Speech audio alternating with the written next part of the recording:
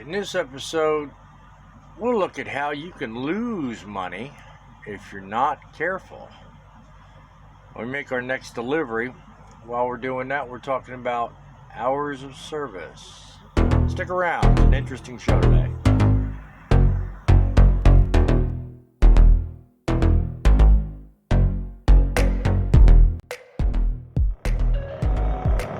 Good day, trucking fans. We are happy to report we are on our next load. I regret to inform you, it's another Dollar General.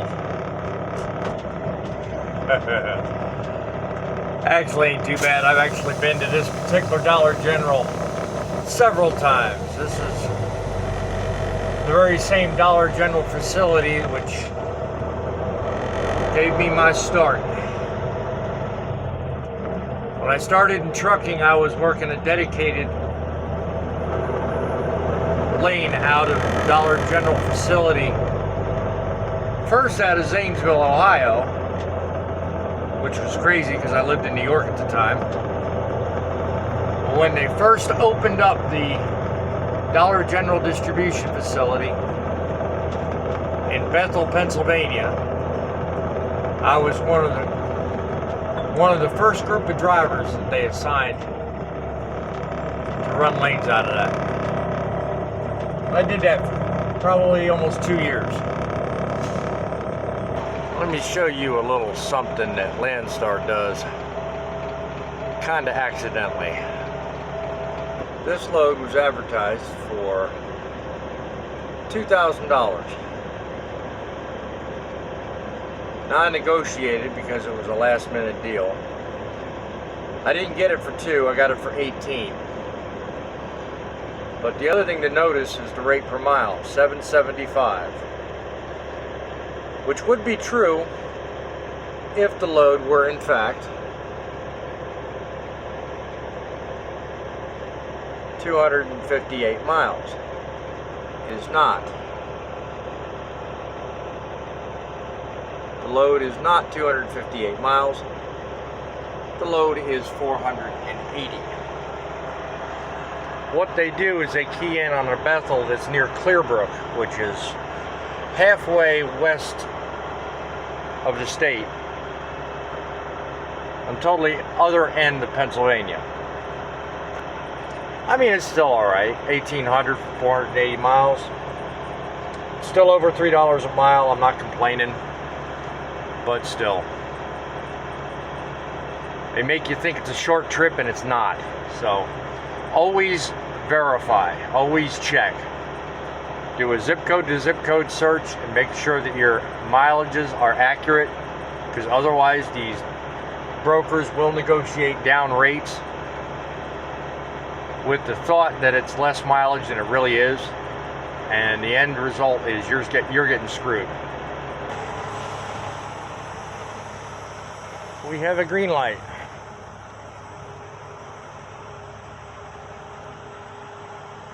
So we are going to see what it is we're transporting.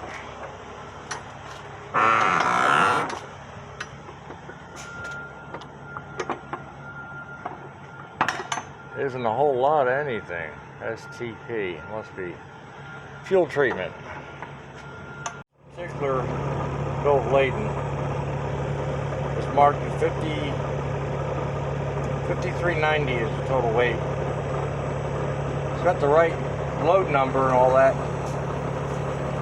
but it's just a different weight than what's marked for me is supposed to transport. Anyway, we're on the road. As I said earlier, Dollar General, here we come. Let's take a little bit of time to go over one of my favorite topics. Hours of service. A normal businessman anywhere else in America, you can sit there at your shop, you can do business pretty much as you please, and you you don't have to worry about someone telling you when you can open and when you can close. There's government controls in every aspect of life. Yeah, I get that. It's the first thing you guys are going to say. But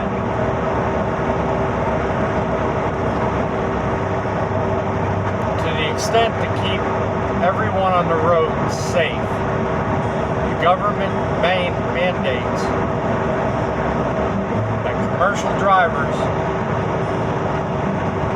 maintain a log and drive a specified amount of hours.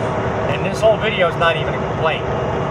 This is just to make the average individual understand what it is hours of service is.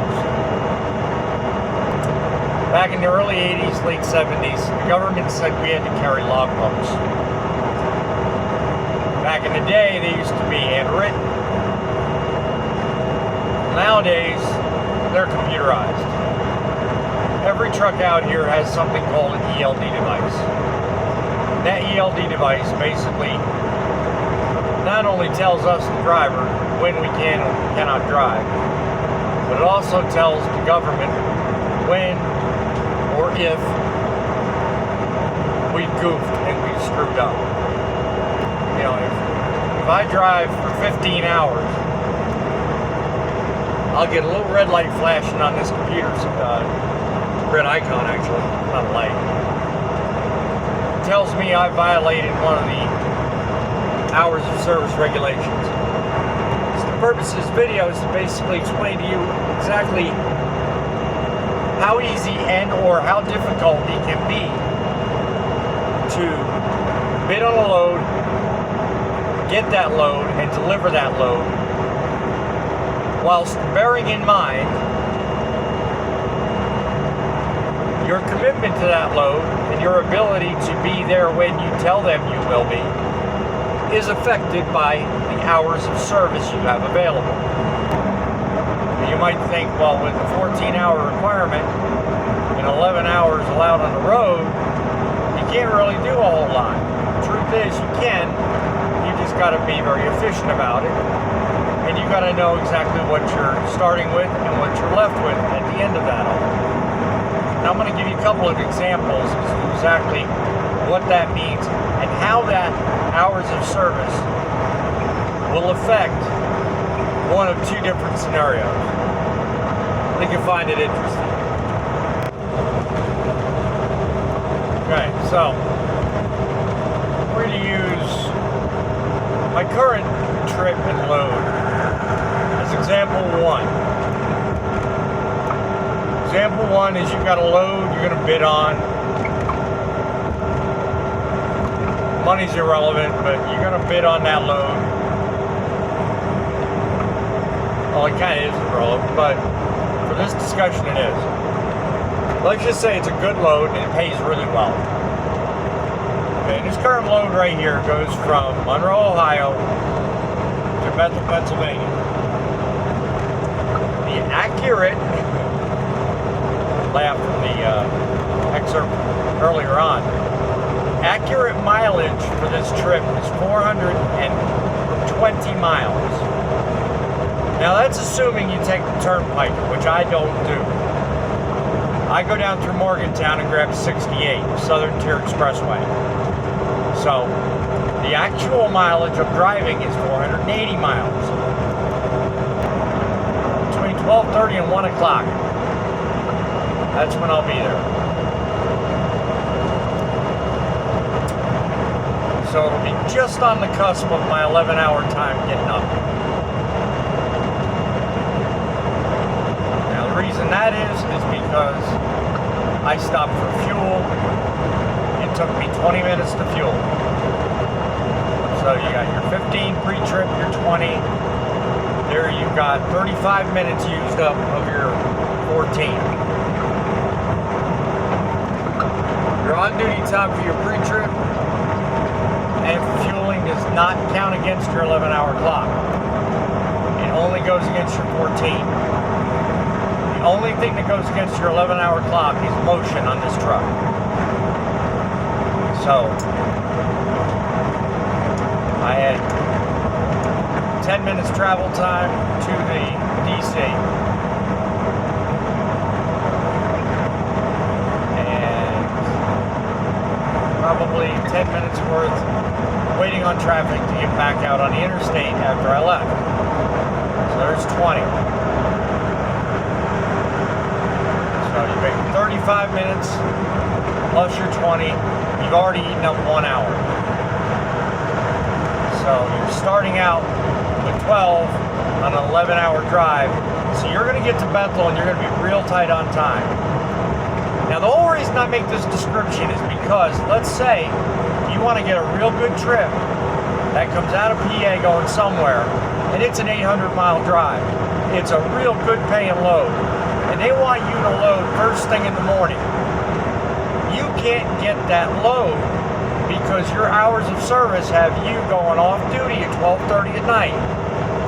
And you, of course, have got to get 10 hours, so you can't power up until 10:30 in the morning. So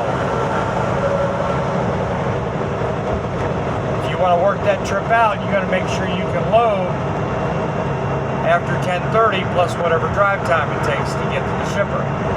You've got to really sit and think this out. You've got to be realistic about what you can and can't do, because you've only got 14 hours in any 24-hour period of time that you can operate this truck. Now, if you've got 14 on, you have to have 10 off. So you've got to be real careful, because the government will come down on you if you do not do your 10-hour breaks right.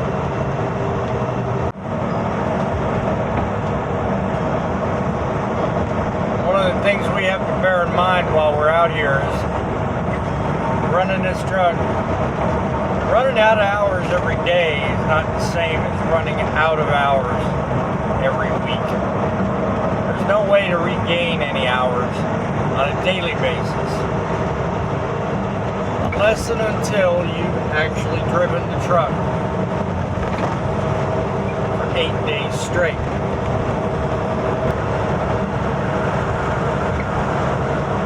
In fact, a couple of times since I started filming and started putting up videos on YouTube, I've had recap going.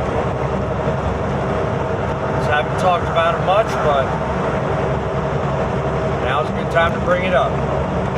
After 8 days, whatever on-duty time or driving time you've accumulated by the day 8 days ago gets reset back into your total drive hours. So let's say on day number 8, out of your 70, you only have 10 hours left. You got a couple of loads you want to get. They're short ones, not a big deal, so not a big time consumer, so it's, can I get it or not? Well, 8 days ago, you had 5 hours of on-duty time and 4.5 hours actually driving the truck. So you got 9.5 hours that's going to get added to that 10. So you'll start midnight that night with a total of 19.5 hours. Now, just because I'm taking this video doesn't mean I agree with everything. I think some things need adjusting. I think some things need fixing. Because personally, I think 10 and 14 is a little bit, let's just say it favors the house. I personally feel the driver should have a little bit of discretion. He should have a minimum requirement, but then also be encouraged to do the right thing beyond that. I think we should make the hours of service requirements the same as they are, but the numbers should, instead of being 11 and 14, I think they should be 14 and 16. Or 13 and 16. Let me tell you the reason why. There's some times, and probably more often than not, a majority, more than 50% of the time, where I'm operating at night close to that 11-hour limit. I may only have another 30 minutes to go down the road, which I feel I can safely maintain the vehicle and get to without problem. But because I've got that 11-hour requirement, I've got to stop. I can't make that because I'm right up on that 11 hours. So cut back on the personal conveyance, extend the hours of service to a reasonable level, but still require a minimum of 8 hours of sleep. Because I for one, do not sleep a full 10 hours. I'll go to sleep at midnight and I'll wake up at 7 in the morning. That's my routine. So I average 6 to 7 hours, 7 to 8 hours every night anyway. But if it ever comes up, that's my opinion. I mean, I'll work within the hours of service as they are stipulated today. But if it ever goes before Congress, they ever stipulate for changes, that is what I'm going to push for. Because I feel like that is maintainable. I think it's doable. I think it's legit. And I feel like it would benefit the transportation industry if it were implemented. If it were implemented. That's just my opinion. Whether the hours of service were an issue or not, I only drive till I'm tired. When I'm tired, I pull over, I get a break. Sorry, I cannot function. That tunnel vision thing will catch you, and if you're not careful, you won't snap out of it. You'll be forgetting the stop sign or ignoring a traffic light. And that's trouble right there. So, anyway, drive safe. And remember, be happy, stay safe, and make